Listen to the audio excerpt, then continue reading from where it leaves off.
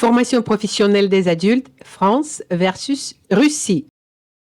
Alors, qu'est-ce qui fait un bon formateur pour adultes? Est-ce que c'est quelqu'un qui est un expert brillant de son sujet ou alors quelqu'un qui est juste un excellent pédagogue? C'est une question qui paraît simple comme ça, mais figurez-vous que deux pays, la France et la Russie, y répondent de manière radicalement opposée. On va aller voir ça d'un peu plus près. Voilà, la question est sur la table. Au fond, qu'est-ce qui est le plus important? Avoir une connaissance encyclopédique d'un sujet ou bien avoir ce talent, ce don pour la transmission? C'est vraiment le dilemme qui est au cœur de notre décryptage aujourd'hui.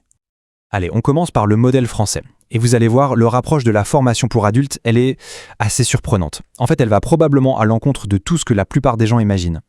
En France, attention, être formateur pour adultes, ce n'est pas juste un hobby ou une activité secondaire, non, c'est une vraie profession officielle qui est reconnue par l'État.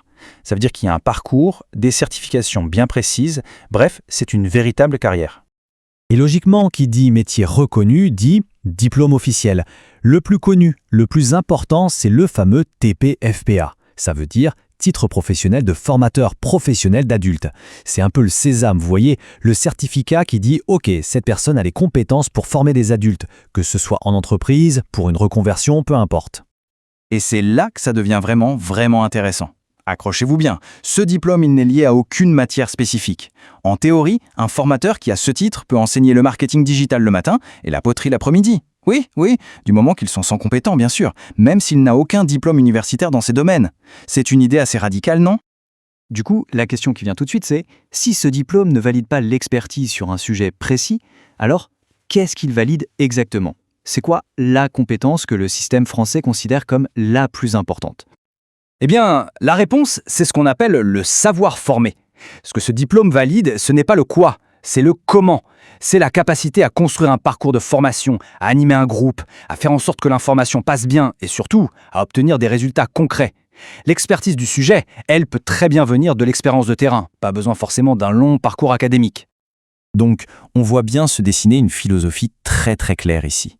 L'idée, c'est que tout est centré sur l'art de former. Pour le système français, la compétence clé, ce n'est pas le savoir, c'est la méthode. Et cette méthode, elle se veut ultra pragmatique. Le point de départ, c'est qu'un adulte, ça n'apprend pas du tout comme un enfant. Donc on oublie les longs cours magistraux où tout le monde s'endort. Non, là on part de situations réelles, on met les mains dans le cambouis, on privilégie la pratique. Chaque chose apprise doit avoir une application directe et immédiate dans le monde du travail.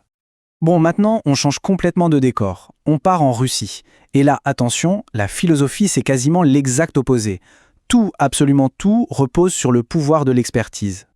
Contrairement à la France, en Russie, le métier de formateur pour adultes est beaucoup moins formalisé. Il n'y a pas de diplôme d'État qui ressemble de près ou de loin au TP-FPA. En général, qui sont les formateurs? Eh bien, ce sont simplement des experts de leur domaine, des ingénieurs, des cadres, des scientifiques, qu'on va chercher en leur disant « Vous êtes le meilleur, venez partager votre savoir ». Et ça, c'est vraiment le cœur de la logique russe. L'expertise, c'est la seule chose qui compte. Vraiment. On part du principe que si une personne maîtrise son sujet sur le bout des doigts, alors elle saura forcément comment l'enseigner. La pédagogie, pour eux, c'est une sorte de conséquence naturelle du savoir. Ce n'est pas du tout une compétence qu'on apprend à part. Ok, maintenant qu'on a vu les deux modèles, mettons-les côte à côte. Ça va permettre de bien voir ce qui les oppose fondamentalement. Si on devait résumer ça de la manière la plus simple possible, ce serait ça. En France, le focus, il est sur la compétence de former. En Russie, le focus, il est sur la maîtrise du sujet. C'est aussi simple que ça. 2 points de départ et au final, 2 visions du monde.